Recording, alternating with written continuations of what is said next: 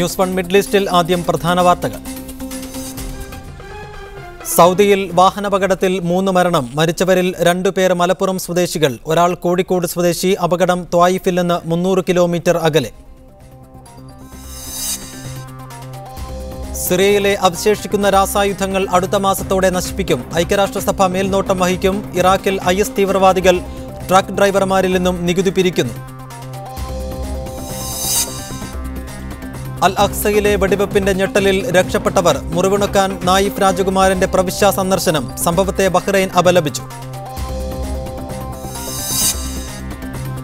എണ്ണവില ഇടിയുന്ന സാഹചര്യത്തിൽ അബുദാബിയിൽ വെള്ളത്തിനും വൈദ്യുതിക്കും സബ്സിഡി വെട്ടിക്കുറക്കാൻ നീക്കം. പൊതുചെലവ് നിയന്ത്രിക്കാൻ കടുത്ത നടപടി വേണ്ടിവരുമെന്ന് കുവൈറ്റ്. സാമ്പത്തിക അച്ചടക്കത്തിനും ആഹ്വാനം. വാർത്തകളിലേക്ക് വിശദമായി. സൗദിയിലുണ്ടായ വാഹനാപകടത്തിൽ 3 മലയാളികൾ മരിച്ചു.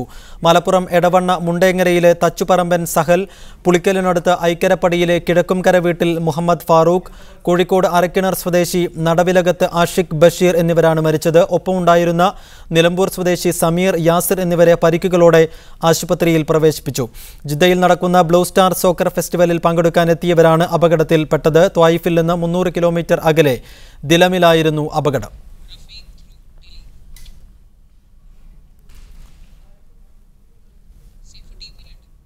ഇപ്പോൾ Dammam association general secretary Rafeeq Ali Koottilangadi ഈ വാർത്തയോട് പ്രതികരിക്കാനായി ടെലിഫോൺ ലൈനിൽ ചേരുന്നു. ശ്രീ റഫീഖ് അലി കൂട്ടിലങ്ങാടി, വലിയൊരു ദുരന്തമുണ്ടായതിൻ്റെ ഞെട്ടലായിരിക്കും താങ്കൾ ഉൾപ്പെടെയുള്ള സുഹൃത്തുക്കൾ. എങ്ങനെയാണ് ഈ അപകടമുണ്ടായത്?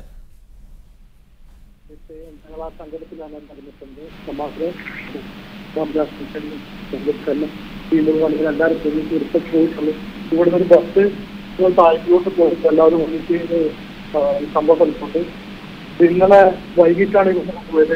6:30-7 മണിക്കാണ് ഇവിടുന്ന് കാടം പണ്ടിലായത്. 5 പേരുണ്ടായിരുന്നു എൻ്റെ ക്ലാസ്. സർവ്വസാധാരണ ഇവിടുന്ന് പോകുമ്പോൾ ഫ്ലൈറ്റാണ് കളിക്കാൻ ഈ അമ്മ ജില്ലാ ഭാഗത്തേക്ക് പോവാണെങ്കിൽ യാതൊന്നും ഒരു പ്ലെയർ എടുക്കേണ്ട ഒരു കാരണം കൊണ്ട് മാത്രമാണ് ഇത് റോഡ് മുഖാന്തരം പോകാൻ സിറ്റുവേഷൻ ഉണ്ടായത്.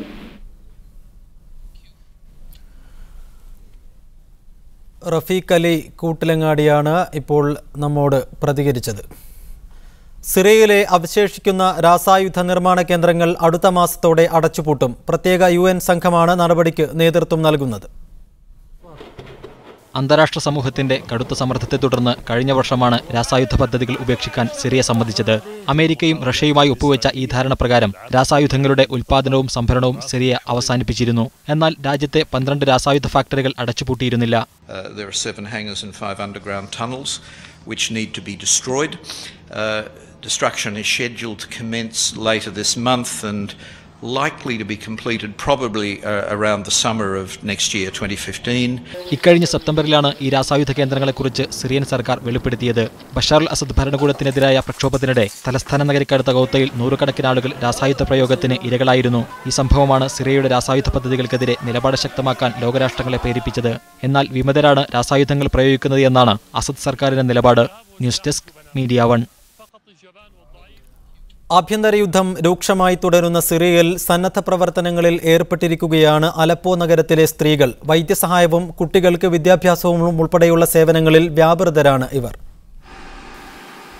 3.5 വർഷമായി തുടരുന്ന ആഭ്യന്തര യുദ്ധത്തിൽ സിറിയയിൽ ഏറ്റവുമധികം നഷ്ടം സംഭവിച്ചിട്ടുള്ള നഗരമാണ് ആലപ്പോയിലേത്. ഡോക്ടർമാർ ഉൾപ്പെടെ വിവിധ മേഖലകളിലുള്ളവരുടെ വിദഗ്ധ സേവനങ്ങൾ നഗരത്തിൽ പലയിടത്തും ലഭ്യമല്ല. ഈ സാഹചര്യത്തിലാണ് grand children of Khadeeja medical point എന്ന താൽക്കാലിക ക്ലിനിക്കിന് ഒരു കൂട്ടം സ്ത്രീകൾ ചേർന്ന് തുടക്കമിട്ടിരിക്കുന്നത്. 11 നഴ്സുമാരാണ് ക്ലിനിക്കിൽ ജോലി ചെയ്യുന്നത്. രോഗികൾക്കും പരിക്കേറ്റവർക്കും വൈദ്യസഹായം ലഭ്യമാക്കുകയാണ് ലക്ഷ്യം.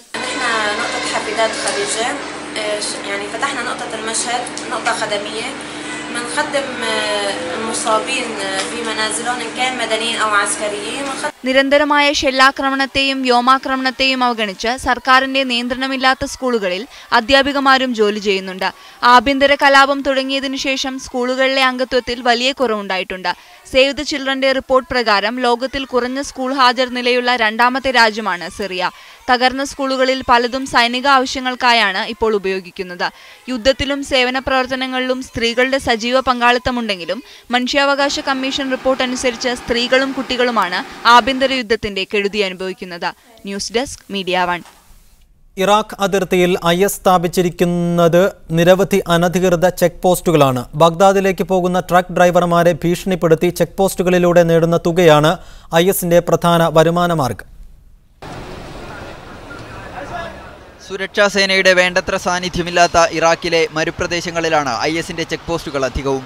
ഇറാഖി സർക്കാരിന്റെ ചെക്ക് പോസ്റ്റുകളിൽ പരിശോധനയ്ക്ക് ശേഷമെത്തുന്ന ട്രക്കുകളിൽ നിന്ന് $300 വരെയാണ് നികുതിയായി IS ഈടാക്കുന്നത്. ദിനംപ്രതി ആയിരക്കണക്കിന് ട്രക്കുകൾ കടന്നുപോകുന്ന പ്രദേശങ്ങളിൽ നിന്ന് ഇങ്ങനെ IS ഉണ്ടാക്കുന്നത് വൻതുകയാണ്. ജോർദാൻ, സിറിയ എന്നിവിടങ്ങളിൽ നിന്ന് ചരക്കുമായി ബഗ്ദാദിലേക്ക് പോകുന്ന ട്രക്കുകളാണ് അവരുടെ ഉന്നം. ഇറാഖിൽ നിന്ന് തിരിച്ചുവരുന്ന ട്രക്കുകൾക്ക് പണമടച്ച രസീതുണ്ടെന്ന് ഉറപ്പുവരുത്തുകയും ചെയ്യും. الآن يجون يدخلون إلى دولة العراق، يدخلون بوصولات رسمية تؤخذ منهم في هيئة الجمارك والمراكز أو النقاط التفتيش الرسمية. സുന്നികളല്ലാത്ത ട്രക്ക് ഡ്രൈവർമാരെ ഭീഷണിപ്പെടുത്തി സാധനങ്ങൾ കൊള്ളയടിക്കുന്നതും പതിവാണ്.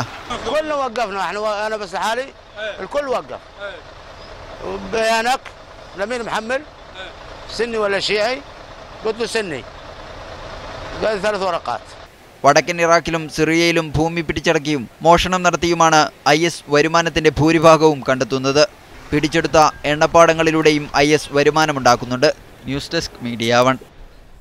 സൗദിയിൽ തിങ്കളാഴ്ച വെടിവെപ്പുണ്ടായ അൽ അഖ്സ ഇപ്പോഴും ഞെട്ടലിൽ നിന്ന് വിമുക്തമായിട്ടില്ല. അൽ അഖ്സയിലെ അൽ ദൽവ ഗ്രാമത്തിലെ 8 പേരാണ് വെടിവെപ്പിൽ കൊല്ലപ്പെട്ടത്. സിറിയയിലും ഇറാഖിലും തുടരുന്ന ആഭ്യന്തര സംഘർഷങ്ങളുടെ ഭാഗമാണ് അൽ അഖ്സ വെടിവെപ്പിന് കാരണമെന്നാണ് വിലയിരുത്തപ്പെടുന്നത്. സിറിയയിലെയും ഇറാഖിലെയും സുന്നികളുടെ ദുരിതാവസ്ഥയുടെ പ്രതികരണമായിരുന്നു തീവ്രവാദികൾ അൽ അഖ്സയിൽ നടത്തിയ ആക്രമണമെന്നാണ് വിലയിരുത്തപ്പെടുന്നത്. എന്നാൽ സൗദി ഭരണകൂടം വെടിവെപ്പിനെ ശക്തമായി അപലപിച്ചു. ആഭ്യന്തരമന്ത്രി മുഹമ്മദ് ബിൻ നായിഫ് രാജകുമാരൻ അൽ അഖ്സ സന്ദർശിച്ച് മരിച്ചവരുടെ കുടുംബാംഗങ്ങൾക്ക് അനുശോചനം അറിയിക്കുകയും ചെയ്തു. സംഭവത്തിന് പിന്നിൽ പ്രവർത്തിച്ചവരെ പിടികൂടി. 3 പേർ പോലീസുമായുള്ള വെടിവെപ്പിൽ കൊല്ലപ്പെട്ടു. പക്ഷേ തിങ്കളാഴ്ചത്തെ സംഭവത്തിന്റെ ഞെട്ടലിലാണ് ദൃക്സാക്ഷികൾ.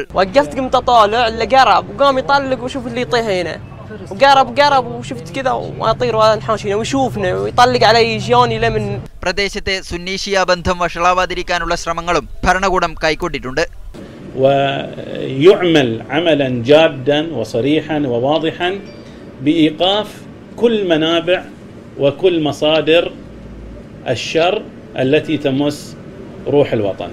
News desk media 1. അൽ അഖ്സയിലുണ്ടായ വെടിവെപ്പിനെ ബഹ്റൈൻ ശക്തമായി അപലപിച്ചു. മാനവിക മൂല്യങ്ങൾക്കും മതത്തിന്റെ അനുശാസനകൾക്കും വിരുദ്ധമാണ് വിധ്വംസക പ്രവർത്തനങ്ങളെന്നും അപകടസന്ധികളെ തരണം ചെയ്യാൻ സൗദിക്ക് കഴിയുമെന്നും ബഹ്റൈൻ പുറത്തിറക്കിയ പ്രസ്താവനയിൽ പറഞ്ഞു. എണ്ണവില ഇടിയുന്ന സാഹചര്യത്തിൽ അബുദാബിയിൽ വെള്ളം, വൈദ്യുതി എന്നിവയ്ക്ക് നൽകുന്ന സബ്സിഡി വെട്ടിക്കുറയ്ക്കാൻ സർക്കാർ നീക്കം. ലോകത്തിൽ ഏറ്റവും കൂടുതൽ ജലവൈദ്യുതി ഉപയോഗമുള്ള രാജ്യമാണ് UAE. ലോകത്ത് എണ്ണവിലയിൽ കാര്യമായ ഇടിവ് തുടരുന്ന സാഹചര്യത്തിൽ എണ്ണ കയറ്റുമതി ചെയ്യുന്ന രാജ്യങ്ങൾ ചിലവ് നിയന്ത്രിക്കാനുള്ള നടപടികൾ സ്വീകരിച്ചു തുടങ്ങി. പ്രധാനമായും വൈദ്യുതി, ജലം പോലുള്ള അടിസ്ഥാന ആവശ്യങ്ങൾക്കുള്ള സബ്സിഡി എടുത്തുകളയുന്നത് വഴി ഉപഭോഗ നിയന്ത്രണം കൊണ്ടുവരാനാണ് ഉദ്ദേശിക്കുന്നത്.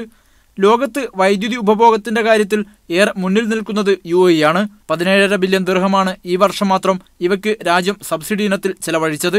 ഇന്റർനാഷണൽ മോണിറ്ററി ഫണ്ടിന്റെ നിർദ്ദേശത്തെ തുടർന്ന് വർദ്ധിച്ച ജലവൈദ്യുതി ഉപഭോഗം കുറയ്ക്കാൻ അബുദാബി സർക്കാർ തീരുമാനിച്ചതായി IMF പ്രതിനിധി ഹരാൾഡ് ഫിംഗർ വ്യക്തമാക്കി. ഊർജോപഭോഗത്തിൽ 8%, ജല ഉപഭോഗത്തിൽ 4% വാർഷിക വർധനയാണ് അബുദാബിയിലുള്ളത്. സബ്സിഡി ഇല്ലാതാക്കുന്നതോടെ വൈദ്യുതിയുടെയും ജലത്തിന്റെയും ഉപഭോഗം കുറയ്ക്കാൻ പൗരന്മാർ നിർബന്ധിക്കപ്പെടുകയും അതിലൂടെ ഉപഭോഗ അളവ് ഗണ്യമായി കുറച്ചുകൊണ്ടുവരാനും കഴിയുമെന്നാണ് സർക്കാർ കണക്കുകൂട്ടൽ. എണ്ണവിലയിലുണ്ടായ ഇടിവ് എണ്ണ കയറ്റുമതി രാജ്യങ്ങളെ സബ്സിഡികൾ എടുത്തുകളയാനും ചെലവുകൾ നിയന്ത്രിക്കാനും കൂടുതൽ നിർബന്ധിക്കുകയാണ്.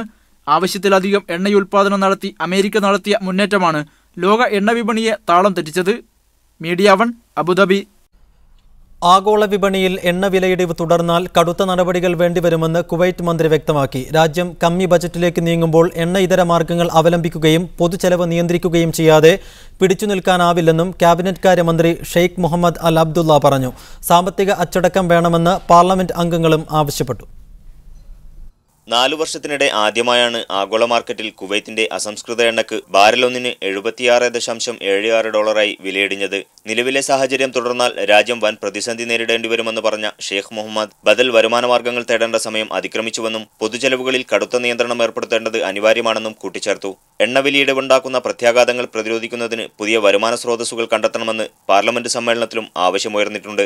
അമീറിന്റെ ഉദ്ഘാടന പ്രസംഗത്തിന്മേൽ നടന്ന ചർച്ചയിലാണ് സമ്പദ്ഘടനയുടെ വൈവിധ്യവൽക്കരണത്തിന് അടിയന്തര നടപടികൾ ഉണ്ടാവണമെന്ന് എംപിമാർ ആവശ്യപ്പെട്ടത്.